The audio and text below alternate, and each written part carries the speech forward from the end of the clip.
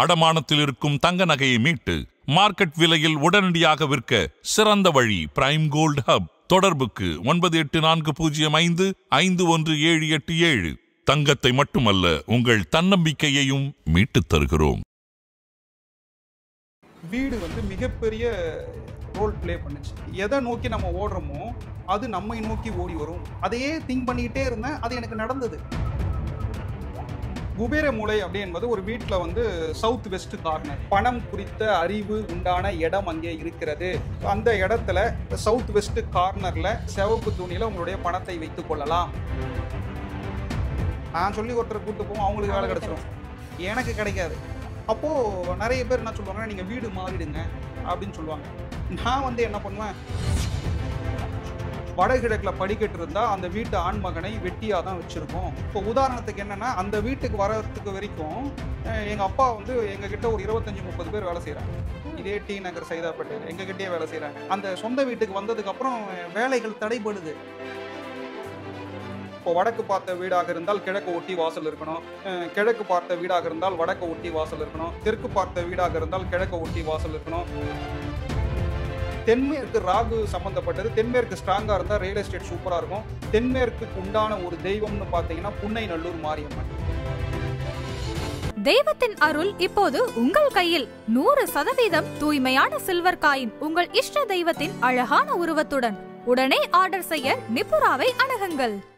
ஆதன ஆன்மீகம் நேயர்களுக்கு ஷாம்லாவின் அன்பு கலந்த வணக்கங்கள். நம்ம ஆதன ஆன்மீகத்துல ஆன்மீகம் சம்பந்தப்பட்ட பல கேள்விகளுக்குமே தினம்தோறும் ஒவ்வொரு வகைகளில் பதில்களை பார்த்துக்கிட்டு அந்த வகையில இன்னைக்கு நம்மோடு ஜெயபிரகாஷ் சார் தான் இணைஞ்சிருக்கிறாரு. அவர்கிட்ட நிறைய விஷயங்களை கேட்டு தெரிஞ்சுக்க போறோம். வணக்கம் சார். வணக்கம்மா. ஸ்ரீமத்தே விஷ்ணு சித்தாரே மனோநந்தன ஏதுவே நந்த நந்தன சுந்தரியே கோதாய நித்திய மங்கலம். வாஸ்து ஏன் பார்க்கணும் அப்படின்ற கேள்வி நான் ஏற்கனவே உங்களை கேட்டிருக்கேன். ஆனா நீங்க எப்படி சார் இந்த வாஸ்து அப்படிங்கிற விஷயத்துக்குள்ள வந்தீங்க? வாஸ்து பார்க்கணும் அப்படிங்கிற அந்த கட்டமைப்புக்குள்ள எந்த நொடி வரணும்னு தோணி இருந்தது? பேசிக்கா வாஸ்து ஜோதிடம் அப்படின்னும் பொழுது எல்லாருமே அதை கடந்து வந்திருப்பாங்க. ஆனால் நான் இந்த ஃபீல்டுக்கு வருவதற்கு காரணம் அப்படின்னு பார்த்தீங்கன்னா, சாதாரணமாக நாங்கள் வந்து ஒரு வாடகை வீட்டில் இருக்கிற வரைக்கும் எங்களுக்கு எல்லாமே நல்லா போயிட்டு இருந்தது. சொந்த வீட்டுக்கு மாறுறோம்.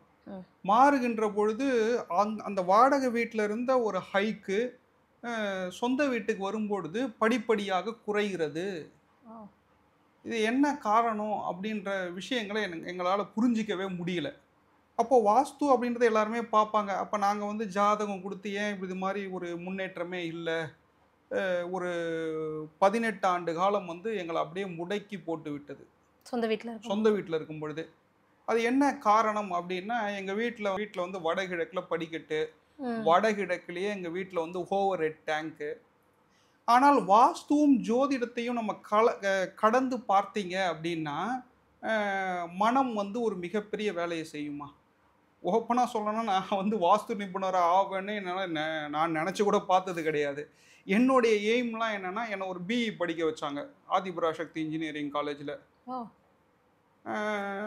ஜாலியாக போயிட்டு இருந்தது. அதுக்கப்புறம் எனக்கு என்ன ஓப்பனாக உண்மையை சொல்லணும்னா, எனக்கு வந்து திமுகவில் ஒரு சொற்பொழிவாளர் ஆகணும், ஒரு பேச்சாளர் ஆகணும்னு தான் எனக்கு ஆசை. நீ எதை தேடுகிறாயோ அது உன்னை தேடும். நான் ஒரு 2000 பேர் 3000 பேர் எதிரில் நான் மேடைகளில் பேசணும், அப்படி தான் நான் திங்க் பண்ணி, நான் பிஇ படிக்கும் போதெல்லாம் திங்க் பண்ணி, எதை நோக்கி நம்ம ஓடுறோமோ அது நம்மை நோக்கி ஓடி வரும் அப்படின்னு சொல்லிட்டு நான் அதையே திங்க் பண்ணிக்கிட்டே இருந்தேன். அது எனக்கு நடந்தது. சைதாப்பேட்டையில் நிறைய பேர் எனக்கு வாய்ப்பு கொடுத்தாங்க, பகுதி செயலாளர் வாய்ப்பு கொடுத்தாங்க. இப்படியே போய் கொண்டிருந்த காலகட்டம். அடுத்து வந்து நம்ம அடுத்த கட்டம் போனோமே, சரி வேலை அப்படின்னு வரும்பொழுது இன்டர்வியூ அட்டன் பண்ணால் கிடைக்காது. நான் சொல்லி ஒருத்தரை கூப்பிட்டு போவோம், அவங்களுக்கு வேலை கிடைச்சிரும், எனக்கு கிடைக்காது. அப்போது நிறைய பேர் என்ன சொல்லுவாங்கன்னா, நீங்கள் வீடு மாறிடுங்க அப்படின்னு சொல்லுவாங்க. நான் வந்து என்ன பண்ணுவேன், சைதாப்பேட்டையில் நம்ம மெயினில் இருக்கிறோம், இவெல்லாம் பாரு நம்மளை வீடு மாற சொல்லி நம்மளை கெடுத்து விடுறான் அப்படின்லாம் தோணுச்சு எனக்கு. ஆனால் உண்மையிலேயே வீடு வந்து மிகப்பெரிய ரோல் ப்ளே பண்ணுச்சு. என்னைக்கு நாங்கள் அந்த வீட்டை விட்டு வெளியில் வந்து வேற ஒரு இடத்துல நின்று நாங்கள் வேலை தேடுகின்ற பொழுது எங்களுக்கு கொஞ்சம் சக்ஸஸ்ஃபுல்லாக இருந்தது. அதற்கப்புறம் நான் சின்ன வயசுலேருந்து இந்த ஜாதகம் இதெல்லாம் சும்மா பார்த்துட்ருப்போம்.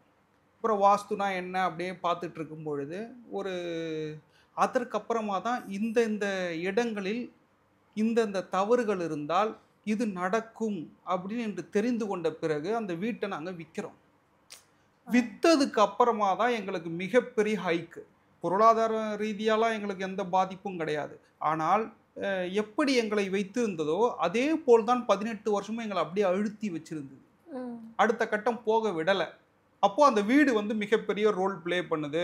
அப்போது கிழக்கு அடைப்பட்ட வீடு வந்து வருமானத்தை அடுத்த கட்டத்தை நம்மளோட நோக்கி கொண்டு போகாது.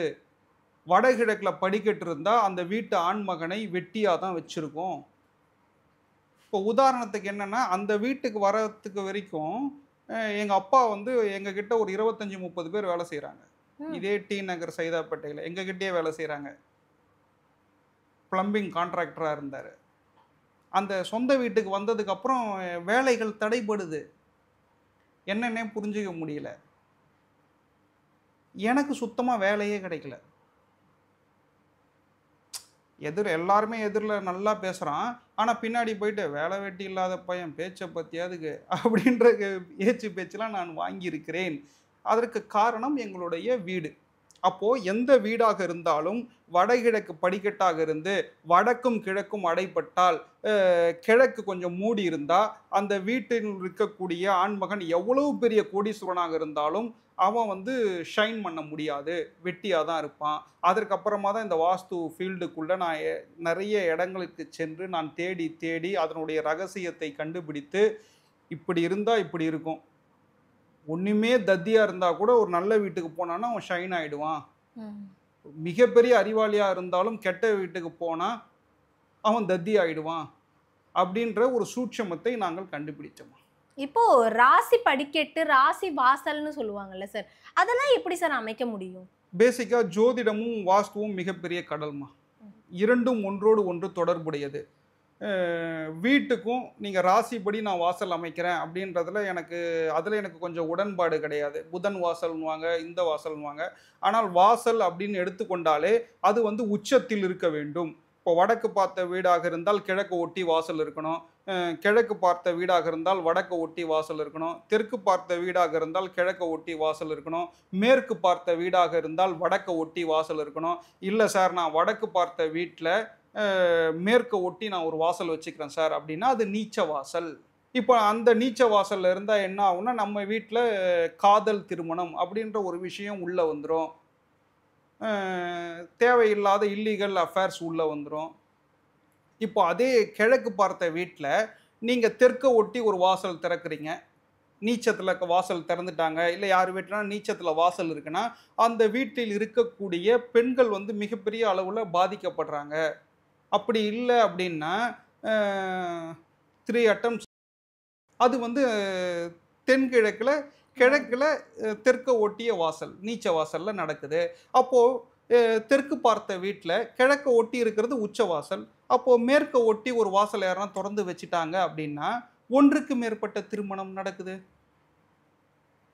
நிறைய அஃபேர்ஸ் கேள்விப்படுறோம் இல்லையா, அதெல்லாம் வந்து தென்மேற்கில் தெற்கு வாசல் வைத்திருந்தால் அது நடக்கும்.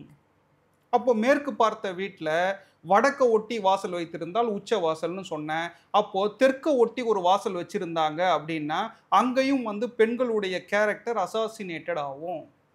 யார் வீடெல்லாம் வந்து தென்மேற்கு மேற்கு வாசல் தவறாக வைத்து விட்டார்களோ அவர்கள் எல்லாருமே பார்த்தீங்கன்னா தேர்தலில் நின்று தோற்றுருவான், பஞ்சாயத்து எலெக்ஷனில் நின்று தோப்பாங்க. இப்போ உதாரணத்துக்கு நான் சொன்னது வந்து வடமேற்கில் வடக்கு வாசல் நீச்சத்தில் வாசல் திறந்து வச்சுட்டாங்க அப்படின்னா தினந்தோறும் அவங்க கோர்ட்டு, போலீஸு, ஜெயிலு இதை பார்த்து கொண்டே இருப்பார்கள். இந்த நீச்ச வாசல் இவ்வளவு பெரிய விஷயத்தை செய்யும். ஒரு வீடு அப்படின்னா உச்சத்தில் வாசல் அமைத்துக் கொள்வது சால சிறந்தது. அது நீங்கள் ராசி நட்சத்திரம்லாம் பார்க்க வேண்டாம். வீட்டில் வந்து பணவரவுக்கு காரணம் குபேர மூலை அப்படின்னு சொல்லுவாங்க சார். குபேர மூலை அப்படின்னா என்னது சார் உண்மையாவே? குபேர மூலை அப்படி என்பது ஒரு வீட்டில் வந்து சவுத் வெஸ்ட் கார்னர். அந்த சவுத் வெஸ்ட் கார்னரில் இருக்கக்கூடிய மூளை தான் குபேர மூளை. கணவன் மனைவி உறவு சம்மந்தப்பட்டது நைருதி மூளைன்னு சொல்லுவாங்க. அந்த இடத்துல நம்ம குபேர மூளை என்பது நம்மளுடைய இடுப்பிலிருந்து இந்த தொடை பகுதி வரைக்கும் இருப்பது தான் அந்த பகுதியை குறிக்கக்கூடிய இடம்தான் குபேர மூலை. பணம் குறித்த அறிவு உண்டான இடம் அங்கே இருக்கிறது. அந்த இடத்துல சவுத் வெஸ்ட் கார்னரில் நம்ம வந்து பீரோ வைத்து கொள்ளலாம். அந்த பீரோவில் நீங்கள் வந்து சிவப்பு துணியில் உங்களுடைய பணத்தை வைத்து கொள்ளலாம். அதனால தான் நான் திரும்ப திரும்ப சவுத் வெஸ்ட் கார்னரில் எப்பயுமே வடகிழக்கு பள்ளமாக இருக்கணும், தென்மேற்கு உயரமாக இருக்க வேண்டும், தென்மேற்கு கனமாக இருக்க வேண்டும். அந்த தென்மேற்கு ரூமில் மட்டும் நம்ம எப்பயுமே ஜன்னல்கள் வந்து உச்சத்துலையும் இருக்கக்கூடாது, நீச்சத்துலையும் இருக்கக்கூடாது. ஜன்னல்கள் வைக்காமல் மூடிய அறையாக இருக்கும் அது. அதில் நிறைய பேர் என்ன பண்ணுவாங்க, அந்த குபேர மூலையில் அந்த ரூமுக்கு வடமேற்கில் அட்டாச்சு பாத்ரூம் போட்டுப்பாங்க. அது போடலாமான்னா அது போடக்கூடாது. இல்லை சார் எனக்கு வழி இல்லை நாங்கள் போட்டுக்கிறோன்னா வேறு என்ன பண்ண முடியும், சரி போட்டுக்கோங்க. அப்போ அந்த இடத்துல வந்து அங்கே ஒரு பால்கனி வச்சுக்கலாமா சார், தென்மேற்கு ரூம்குள்ளே ஒரு பால்கனி வைத்து கொள்ளலாமா அப்படின்னா அது மேக்சிமம் தவறு. அதை சில பேர் வந்து நீச்சத்தில் திறந்துட்டாங்க அப்படின்னா கணவன் மனைவி இடையே பிரச்சனைகள் ஏற்படும். சார் அப்போது நான் வந்து அந்த ரூமுக்கு வடக்க ஒட்டி திறந்துக்கலாமா அப்படின்னு கேட்டால் அதுவும் தவறு தான். அந்த தென்மேற்கு ரூமில் பால்கனி வரக்கூடாது. இல்லை சார் நான் வச்சே ஆவேன்னா அதற்கு உண்டான விஷயத்தை நாம் வந்து ஃபேஸ் பண்ணி தான் ஆகணும். இப்போது தென்மேற்கு அப்படின்னு வந்துட்டாலே அது வந்து ராகு சம்மந்தப்பட்டதுமா. தென்மேற்கு ராகு சம்மந்தப்பட்டது. தென்மேற்கு ஸ்ட்ராங்காக இருந்தால் ரியல் எஸ்டேட் சூப்பராக இருக்கும். தென்மேற்குக்கு உண்டான ஒரு தெய்வம்னு பார்த்தீங்கன்னா புன்னை நல்லூர் மாரியம்மன். இரண்டாவது வந்து திருப்பரங்குன்றத்தில் இருக்கக்கூடிய துர்கை மிகப்பெரிய விஷயத்தை ஏற்படுத்தும். தென்மேற்குன்னு கேட்டதுனால சொல்கிறேன், தென்மேற்கில் ஏதாவது ஒரு தவறு பண்ணிடுறீங்க நீங்கள். உங்கள் வீட்டில் வந்து தென்மேற்கு மூலையில் ஒரு பள்ளம் போட்டுட்டீங்க, என்ன ஆகும்னா சர்வீஸ் கட் ஆகும். அது என்ன சார் சர்வீஸ் கட்டு அப்படின்னா புதுசாக இருக்குது அப்படின்னா யார் யாரெல்லாம் வந்து விஆர்எஸ் வாங்குறாங்களோ, வாலண்டரி ரிட்டையர்மெண்ட் சர்வீஸ், அது யார் யாரெல்லாம் வாங்குறாங்களோ அவங்களுடைய வீடெல்லாம் போய் பார்த்தீங்கன்னா தென்மேற்கில் பள்ளம் இருக்கும், தென்மேற்கில் செப்டிக் டேங்க் இருக்கும்.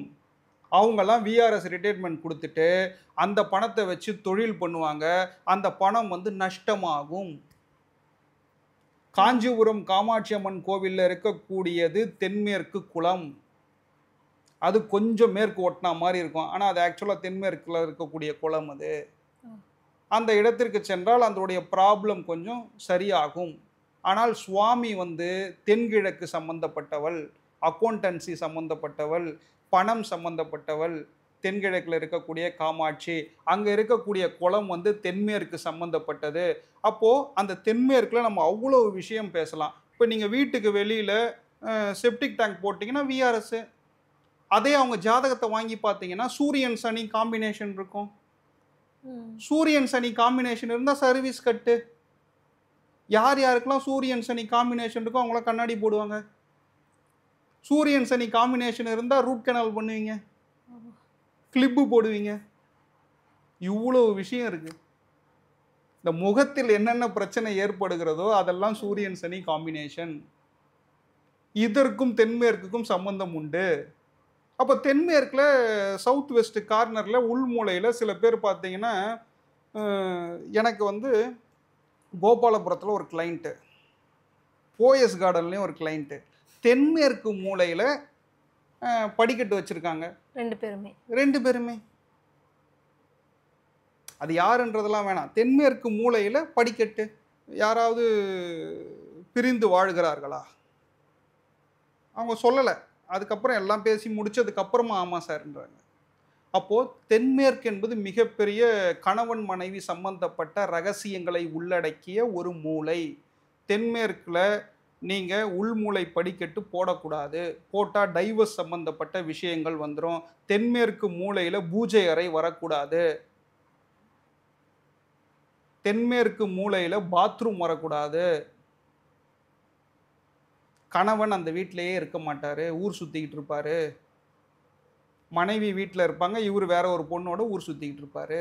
இது மாதிரியான விஷயங்கள் எல்லாம் அந்த தென்மேற்கு மூலையில் நடக்கும். தென்மேற்கு மூலை க்ளோஸாக இருந்து அங்கே ஒரு மர பீரோ வைத்து அந்த தென்மேற்கு மூலையில் அந்த மர பீரோவில் நீங்கள் சிவப்பு துணியில் காசை வைத்து எடுக்கின்ற பொழுது நீங்கள் செல்வ செழிப்பாக இருப்பீங்கம்மா. இவ்வளவு விஷயங்கள் தென்மேற்குல இருக்கிறது. தென்மேற்குல வந்து இபி பாக்ஸ் ஜெனரேட்டர்லாம் வரக்கூடாது. தென்மேற்கு மூலையில பாத்ரூம் வரக்கூடாது. தென்மேற்கு மூலையில யார் யாரெல்லாம் ப்ராப்ளம் இருக்கோ அவங்கெல்லாம் துரோகம் பண்ணுவாங்கம்மா. மற்றவங்களுக்கு மற்றவங்க ஷோர் ஷார்ட்டாக துரோகம் பண்ணுவாங்க. கணவன் மனைவிக்கு துரோகம் பண்ணுவாங்க. யாராவது சொந்தக்காரர்கள் இருந்தாங்கன்னா அவங்க வந்து நம்மளை முதுகுல குத்துவாங்க. நீங்கள் யாரு கூடனா சண்டை போட்டுட்டு இருப்பீங்க. உங்கள் வீட்டு ஃபங்க்ஷன் ஒன்று இருக்கும். சண்டை போட்டவனை கூட கூப்பிடுவீங்க. ஆனால் கூட நின்று வேடிக்கை பார்த்த பையன் என்ன பண்ணுவான்னா, அவங்க உங்கள் வீட்டுக்கு வரக்கூடாதுன்னு சொல்லிட்டு எல்லாருக்கும் ஃபோன் பண்ணி இவங்க வீட்டுக்கு போவாதீங்க போவாதீங்கன்னு சொல்லிட்டு வருவான். யாராவது இது மாதிரி வேலையை பார்ப்பாங்களா? இது மாதிரி துரோகம் செய்யக்கூடிய ஆட்களும் இருக்கிறார்கள். இந்த விஷயம் எனக்கே நடந்தது. அப்புறமா தான் நான் வந்து கோவப்படலை. நான் அப்புறம் யோசிச்சு பார்த்தேன். அப்புறம் பார்த்தா அவன் வீட்டில் தென்மேற்கு ப்ராப்ளம், வடமேற்குலேயும் ப்ராப்ளம். அப்போ அவன் இது மாதிரி துரோகங்கள் செய்கிறான். அப்போ தென்மேற்கு மூலை அவ்வளோ பெரிய விஷயங்கள். தென்மேற்கில் என்ன சார் வரலாம் அப்படின்னு நீங்கள் கேட்டிங்கன்னா, உயரமான மலைகள் வரலாம், உயரமான ராஜகோபுரங்கள் வரலாம், உயரமான செல்போன் டவர் வரலாம். என்னென்ன மரங்கள் உங்களுக்கு பிடிச்சிருக்கோ எல்லாமே வைத்து கொள்ளலாம் தென்மேற்குல. தென்மேற்கு உயரமாக இருந்தால் கனமாக இருந்தால் நல்லது. தென்மேற்குல ஓவர் ஹெட் டேங்க் வைத்து கொண்டால் நல்லது.